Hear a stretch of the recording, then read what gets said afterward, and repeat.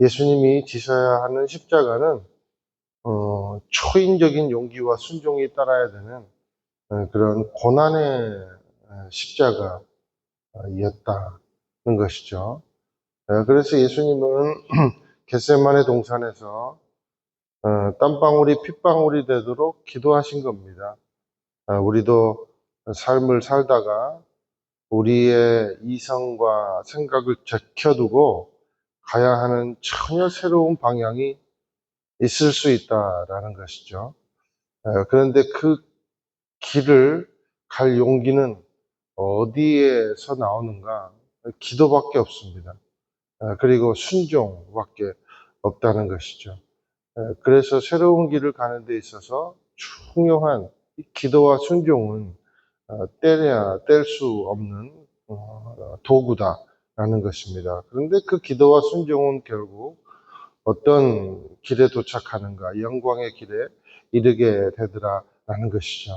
우리 교회가 가야 하는 새로운 이 길을 기도와 순종으로 나아감으로 말미암아 영광을 누리는, 그리고 주님께 영광이 되는 그런 교회가 되기를 예수님의 이름으로 축원을 드립니다. 이제 3절에서 6절을 보니까 예수를 이제 잡으려고 온 무리들과의 벌어진 일들이 나옵니다. 예수님이 예언한 그대로 지금 12제자 중 한 명이었던 가룟유다가 많은 군인의 무리를 몰고 예수님을 잡으려 왔습니다. 자, 그런데 이 당시에 예수님을 잡으러 온 무리들은 성전을 지키는 군인, 당시에는 성전을 지키는 군인이 있었습니다. 그리고 바리새인들의 하속들도 있었습니다. 그리고 특별히 로마 군인이 함께 왔는데 이 로마 군인은 폭동을 진압하는 그런 군인들이었습니다. 이 말은 무슨 말인가? 예수님을 폭동을 일으킬 수 있는 위험한 인물로 지금 취급했다는 뜻입니다. 그런데 이 오늘의 본문, 요한복음 본문과 같은 사건을 다루는 마가복음 14장 44절 이하에 보면 당시가 새벽이고 그리고 확실하고 순간적인 체포를 위해서 자기들끼리 뭔가 사인을 주고받은 것을 알 수가 있어요. 그게 뭐냐면 가룟유다의 입맞춤입니다. 입맞춤.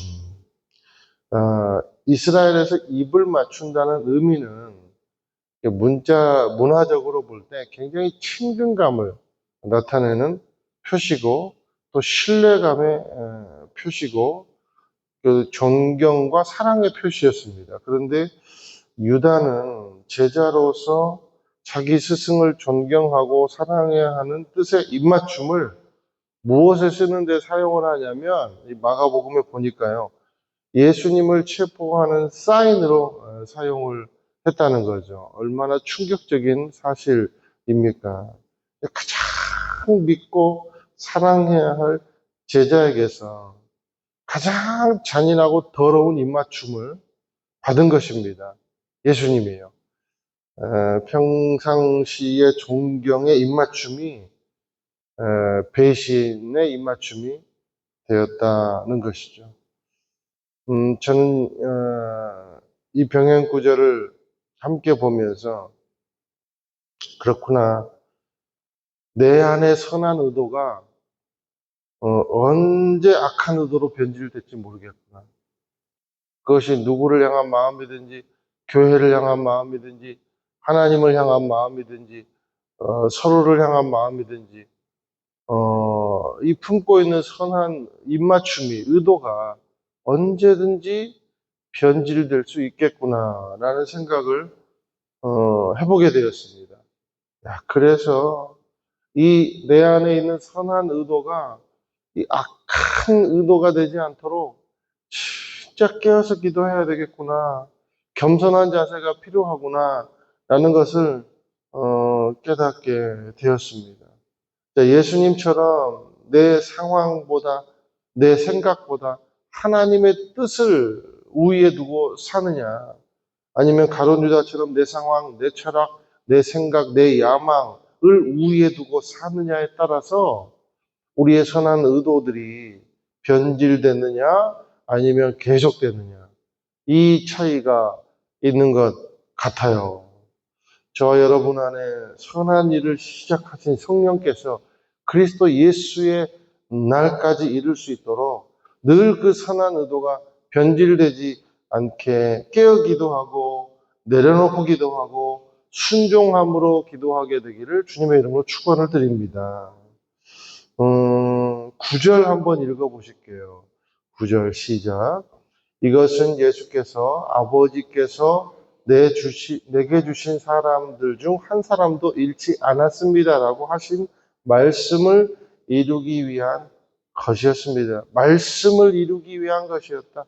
그러니까 이런 어떤 악한 의도도, 수많은 무리들의 이 악한 의도도 그것이 의도되어 따라왔던 아니면 뭐 군법에 따라왔던 어떤 배신하기 위해 따라왔던 어떤 악한 의도도 하나님 앞에서 승기를 잡는 일은 결코 없더라. 하나님의 계획이 무너지는 일은 결코 없더라. 예수님 앞에서 이 악한 의도는 결국 어디에 쓰이는가?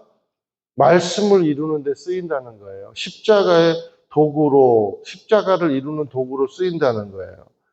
왜 그렇습니까? 십자가는 가룟 유다와 종교 지도자들에게는 예수를 죽이는 도구에 불과하지만, 그런 도구이지만 하나님의 편에서 볼 때는 제자들 그리고 나 같은 죄인을 살리는 놀라운 경륜이 되더라는 겁니다. 이것이 말씀을 이루기 위한 것이라는 의미죠. 그러니 십자가의 거룩한 행보를 막기에는 모든 이 악한 의도는 역부족이 될 수밖에 없더라. 이것이 바로 하나님의 경륜이고 섭리더라라는 것입니다. 주님의 자녀를 향한 이 마귀의 악한 의도는 결코 성공할 수 없음을 믿게 되시기를 축원드립니다. 저와 여러분을 향한 악한 의도는요, 성공할 수가 없어요. 왜냐하면 하나님의 자녀는 우리의 경험이 아니라 우리는 누구의 경륜 안에 있습니까? 하나님의 경륜 안에 있고 하나님의 은혜 아래에 있기 때문에, 그 안에 있기 때문에 악한 의도는 결코 우리들에게 통하지 않는다라는 것입니다. 10절, 11절 또 한번 읽어보실게요. 시작. 그때 시몬 베드로가 칼을 가지고 있었는데 그가 칼을 빼어 대제사장의 종을 쳐서 오른쪽 귀를 베어버렸습니다. 그 종의 이름은 말고였습니다.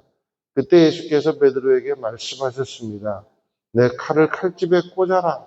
아버지께서 주신 잔을 내가 받아 마셔야 되지 않겠느냐. 자, 이때 다혈질인 베드로가 평소 갖고 있던 이 호신용 칼을 빼서 대제사장 하인의 이 말고의 귀를 잘라버렸습니다. 자, 보세요. 예수님께서 쭉 오늘 말씀 읽으셨지만 예수님께서 이 상황을 대하는 태도와 베드로가 이 상황을 지금 대하는 태도를 우리가 비교해 볼 수가 있어요. 저는 이 말씀을 또 묵상하면서 그렇구나, 나는 어쩌면 인생에 닥쳐진 십자가를 지기 싫어서 나만의 칼을 품고 다니지는 않았는지 그렇게 묵상을 해봤습니다.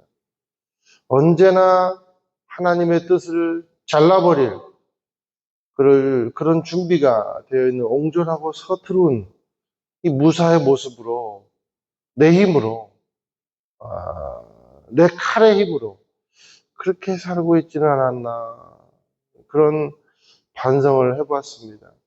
우리가 하나님의 뜻 앞에서 깨어있지 못하면 하나님의 뜻이 우선이 아니라 본능이 시키는 것을 우선으로 하게 되어 있다라는 거죠. 미천없는 장사꾼처럼 늘 위기 때마다 바닥이 드러나 버리는 거예요. 이게 예수님의 모습과 나의 모습에 비교된 모습이지 않나. 베드로가 나이구나 그런 생각을 해봤습니다. 나는 언제나 틈이 많은 죄인이구나. 매복하고 있는 원망, 시기, 분노가 언제나 맘만 먹으면 열리는 빗장처럼 그런 모습으로 살고 있지는 않는가 반성을 해보게 되었습니다. 반면 예수님께서는 의연하고 당당하게 대처를 하십니다. 내 칼을 칼집에 꽂아라. 아버지께서 주신 잔을 내가 받아 마셔야 하지 않겠느냐? 예수님은 칼집이 있는 삶을 사신 거죠. 예수님이 힘이 없어서 굴복하신 것이 아니라 뜻이 있으셔서 그 길을 받으신 것이라는 사실을 예수님이 지금 베드로와 제자들에게 가르쳐주고 있는 것입니다. 저와 여러분의 힘으로 살지 말고 하나님이 주신 뜻으로 사는 삶이 되기를 예수님의 이름으로 축원을 드립니다. 이제 12절에서 14절까지 보니까 이제 제자들은 모두 예수를 버리고 다 뿔뿔이 흩어지고 달아나 버리고 예수님 홀로 가야바의 장인인 안나스에게로 이제 끌려 이제 가십니다. 저와 여러분을 용서하기 위해서 예수님이 겪어야 했던 십자가는 이렇게 긴박하고 소중하고 고독하고 필연적인 길이었다. 이 거룩한 행보가 있었기에 우리가 예배자가 되었고 주님을 의지하는 자가 되었습니다. 그리고 주 안에서 자유로운 영혼이 되었습니다. 이 사실에 늘 감사하고 우리의 삶도 예수님처럼 흐트러짐 없이 하나님의 나라를 바라보는 뜻이 충만한 삶, 귀한 제자도의 삶을 살게 되기를 주님의 이름으로 축원을 드립니다.